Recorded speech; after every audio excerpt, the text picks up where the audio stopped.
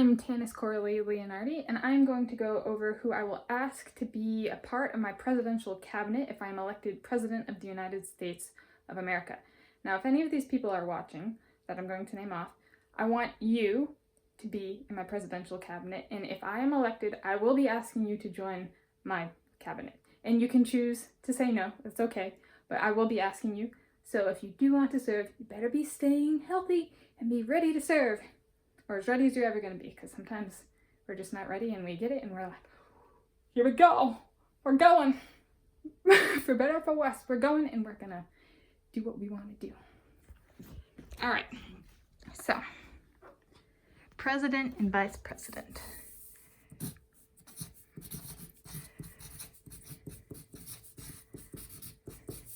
And this is my funky and sign.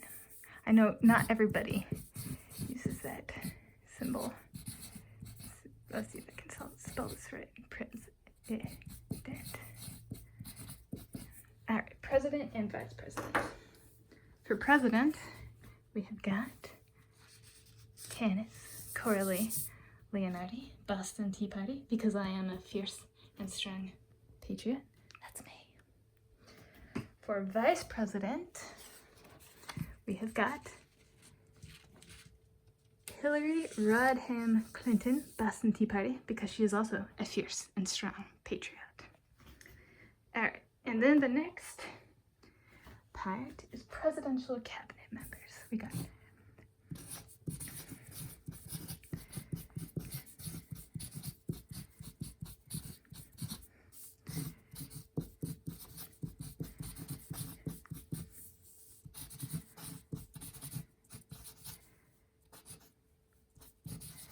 and this is just a partial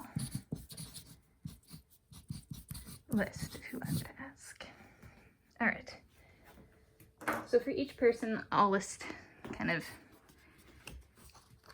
a little bit about them. So first up, we got Loretta Sanchez. I was living in California when she ran for a California state senator. I voted for her.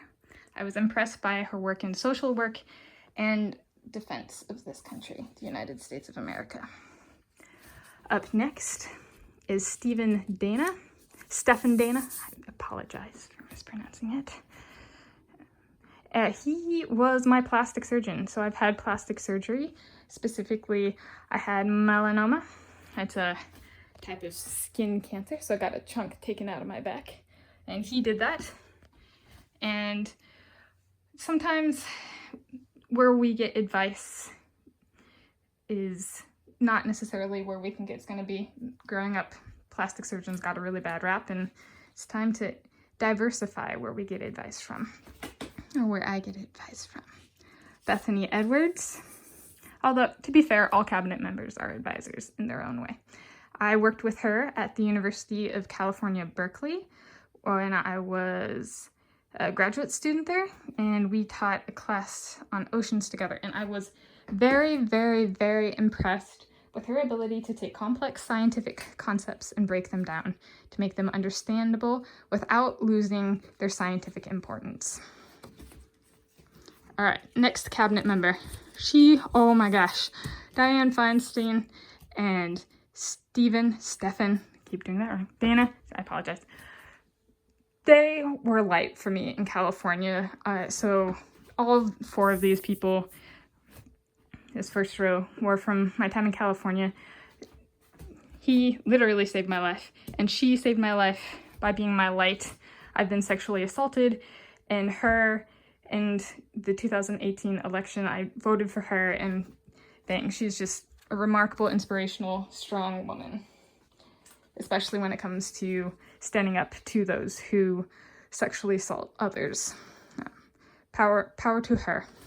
Next cabinet member is Herman Cox. He ran for governor in California. He is a Republican. I voted for him in 2018 for California governor. He did not win, but I was very impressed by his work pushing for campaign funding transparency. Some of his work kind of caught my eye. Cabinet member Christopher Hyun. I worked with him, Hyun, at the University of California, Berkeley. We were professional development liaisons together, And he is remarkable in his ability to plan and coordinate things, and his work and energy as well. Next cabinet member, she is a woman after my environmental heart and an all-around good human being, Maria Ellen Cantwell. She is now, so I'm currently living in Washington State. She is one of my state senators. And she has always been incredible. Just one of those people that I've had the fortune of being a state senator for a good portion of my life and being like, you are someone who is a good role model. Up next is cabinet member Oscar Dubón. I went to a couple of his talks at a diversity summit when I was attending the University of California, Berkeley. And he is inspirational in his work. So he's an engineer, a material scientist and engineer, and he does not give up on diversity, and he takes time out of his busy schedule and out of his science and engineering work to focus on diversity and making sure that people are represented in getting the positions they want. It's not just about representation, it's about getting to follow your heart and do what you want to do and not having your dreams die or squashed. So he's inspirational in that way. Up next, it's got two more. Second to last one. Frank Graziani.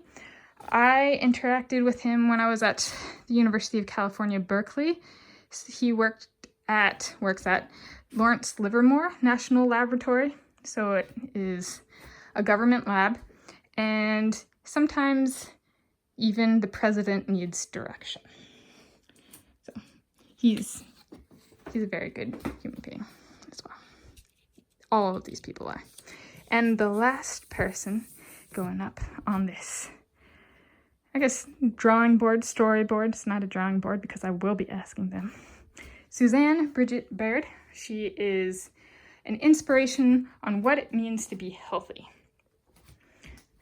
Yes, short, sweet, to the point, and I'll leave it at that. So this is me, Tanis Coralee Leonhardi, and future Vice President Hillary Rodham Clinton. And for those of you who hate Hillary haters, well then I better not get assassinated.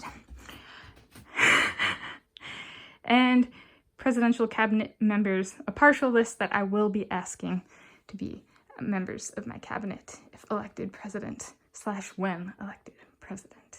So thank you for tuning in.